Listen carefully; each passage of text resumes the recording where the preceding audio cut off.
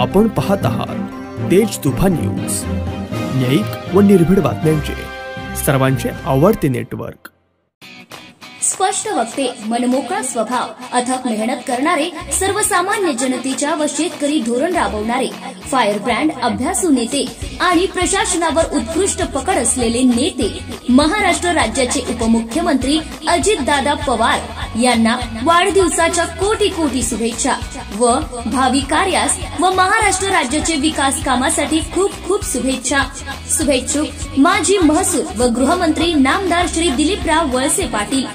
गौरवाची परंपरा, यशाची साखर, भीमाशंकर सहकारी साखर कारखाना, तालुका आंबेगाव, जिल्हा पुणे।